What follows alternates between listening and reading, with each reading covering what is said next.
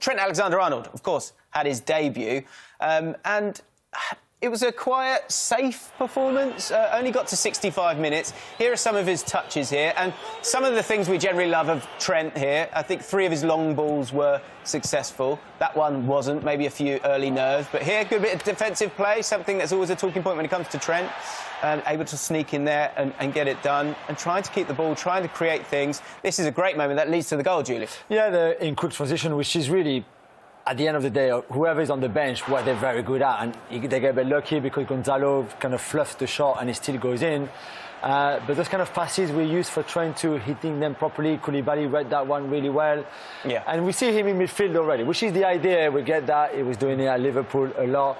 But then maybe... No options, right? Yeah, and overcomplicating that a little bit. He's not a runner with the ball. He's never been and will never be.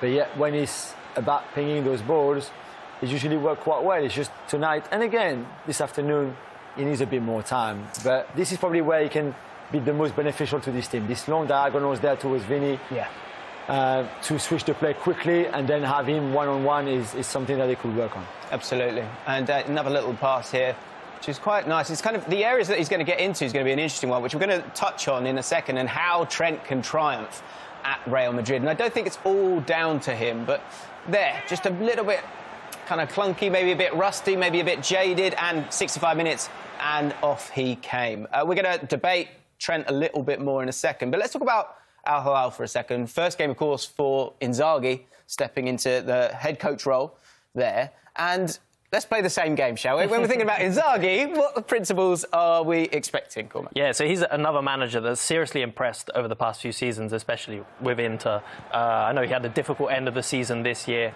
But Inter are a really fluid team, and we can see it in this clip already that he's trying to implement these principles with Al Hilal. You see a lot of rotations between the different positions. They're very aggressive when they don't have the ball, and then you can imagine this clip is exactly what you'd see last season with Mkhitaryan winning the ball in midfield and then Lautaro Martinez overlapping and trying to finish the move. And you see a lot of similarities already in the way they want to build their attacks. Some differences in the sense that he's not playing with a back three, which was one of the main points that you saw at Inter, and was already playing with a back four. I'm curious to see if he sticks with that or if it's just the fact that he's only been there for 1 week. Yeah, and I mean, for all you fans out there dreaming of just seeing 3 centre-backs, hang in there. I mean, we didn't see it. It felt odd, didn't it? It didn't feel right. You thought, surely someone's going to do that and that'll give us something really great to talk about. But no, they're both being a bit more conservative, maybe, because it is early days for both. Let's get back to this Trent debate then, because when it comes to figuring out how you get the best out of Trent, I think there's a lot of question marks here, and there's a lot of grey areas that we need to kind of look at. And on social media, he is such a story, isn't he, Jimmy? Yeah, absolutely. Yeah, it is a story for the way he left Liverpool and everything around that, for also the question of what can he bring to this Real Madrid team? Where do you play him exactly? Who do you play around him?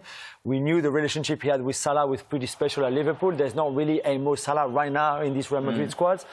We saw Rodrigo playing ahead of him tonight, and they would need to work together or with somebody else to get use of each other, passing movement, patterns of play, everything you want. So it's very early days, but there's a lot of question marks around him. So what exactly are they trying to get when it comes to Trent? We've got some of his numbers, first of all, from the game today, just to get you totally caught up if you have missed what's going on with Trent in that first opportunity for Real Madrid.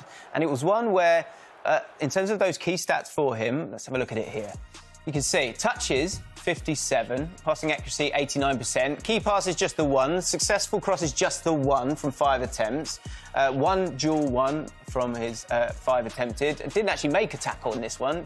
And he lost the ball 12 times. And I think these stats are really, really interesting, because if we can go to the next graphic, you're going to see a lot more numbers, but they're really interesting ones, because you've got that 65 minutes that he's played here. And if in terms of Trent and what Trent you want, you have a look at this last season, you know, the positions that he picked up the ball, but also the stats here. If you go to 90 minutes from 65 minutes, it all trends in a similar direction. The one that I think is really interesting is the fact that 89% pass completion. He's maybe just that little bit more conservative when it came to his passing in this one for Real Madrid. And we'll see as the weeks go on if he'll continue with that.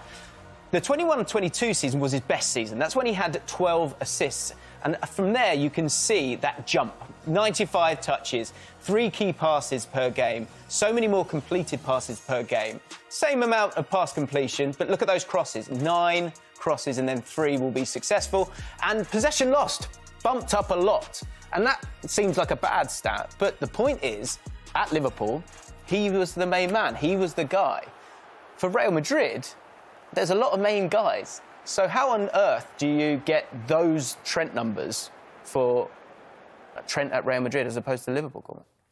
I think the pass completion rate is an important number to look at as well, because when you look at it, you think 78% in his best season. That's quite low if you consider other defenders, maybe other players in that position. But because he has the freedom to try these long balls, to try and play players in behind, it worked with Liverpool as well, because if they didn't instantly win that ball, they had players ready that could win the ball back high up the pitch as well.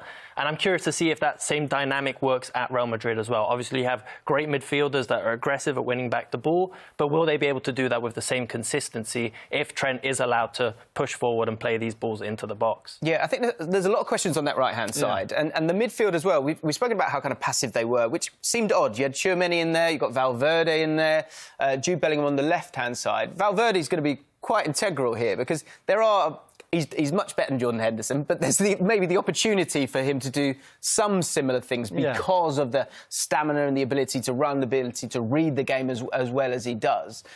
That's going to be one key partnership. But what about that right-wing position? Because you've got Arda Güler, you've got Brahim Diaz, you've got Mastantuono. We were talking about him last night, and we saw the style of play that he had. Who do you feel could be the perfect partner for Trent? Because you want to get some output from him. Yeah, and the triangle there on that right-hand side is the key anyway. You need to find 3 players who complement each other quite well, who understand each other's movement quite well. So if you say to Valverde, OK, this right half space is yours, you can bomb forward, Trent will find you somewhere. But then you need to have the right winger that goes with that, so that can come inside maybe. So I guess a bit like Salah, a left-footed that plays on the right. It could be Arda Güler, it could be Mastantuono. They're still young players. Do you go and invest? If Rodrigo goes, do you go and spend that money and reinvest it in somebody that looks a bit more like Salah, maybe? Yeah. More of a goal scorer, and then let Trent orchestrate all what happens on that right-hand side? Let me ask you this, though. This was a long time coming, so much so he was able to become fluent at Spanish. How thought through, though, do you think this transfer was? That's where I've got a bit of an issue from a Real Madrid point of view. I know he's on a free, it's a great opportunity, that's what they like to do. For him, it's a big club, no problem, the move makes sense. But for them, defensively, we know the weaknesses, and going forward, again, you build your team almost around him too, or as a big part of it. And like you said, there's a lot of many guys already where the team is built around. Yeah, that's it. The analogy I had was that, with Real Madrid, there's a lot of lovely chocolates that you've been able to sort of go and have. And he's another chocolate. Is that healthy for you? How many chocolates do you need? I'm not sure. Let's stop talking about chocolate, shall we?